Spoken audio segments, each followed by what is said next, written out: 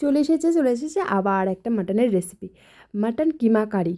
তো এখানে আগে বাটা মশলা করে নেব, তার জন্য আদা রসুন শুকনো লঙ্কা আর গোটা গরম মশলা আমি পেস্ট করে নিয়েছি। আর এখানটা আমি মাটনটাকে ছোটো ছোটো করে পিস করে নিয়েছিলাম যতটা আমি পেরেছি।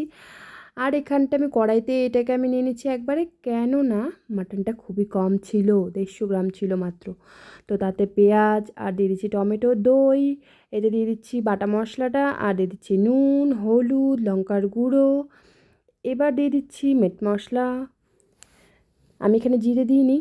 আর এখানে দিচ্ছি ধনে গুঁড়ো, আর এখানে দিয়ে দিচ্ছি গরম, এটা ছিল হচ্ছে গোলমরিচের গুঁড়ো। আর দিয়ে দিচ্ছি বেশ খানিকটা সর্ষের তেল, দিয়ে বেশ সুন্দর করে আমি চটকে চটকে মেখে নিয়েছিলাম। মেখে এবার আমি বসিয়ে দেবো এই কড়াইতেই।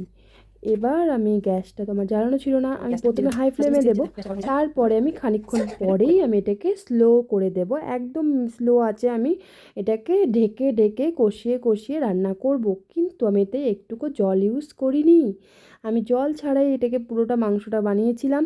তো যার জন্য এটা আরও বেশি সুস্বাদু হয়েছিল, ভীষণ ভীষণ ভীষণ টেস্টি হয়েছিল খেতে, ইয়াম, আমি বলে বোঝাতে পারবো না, ভীষণ ভালো হয়েছিল খেতে। তো রাতের ডিনার তো আমাদের জমে গেছিলো, একদম তেল ছেড়ে ছেড়ে এসছে।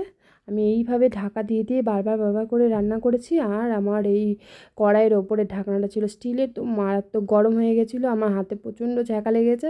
আমি এখানে কাপড় ইউজ করে ওটাকে সরিয়ে এটাকে বেশ সুন্দর করে কষিয়ে কষিয়ে নেড়ে নেড়ে ঢাকা দিয়ে নেড়ে কষিয়ে এরকমভাবে রান্না করে হয়ে গেছিলো। আমার মেয়ের প্রচণ্ড খিদা পেয়ে গেছিলো, আমার মেয়েকে খেতে দিয়ে দিচ্ছি ফার্স্টেই, তারপরে আমি আমার হাজব্যান্ডের খাবার জন্য বেড়ে দিচ্ছি, ওরও খিদে পেয়ে গেছিলো।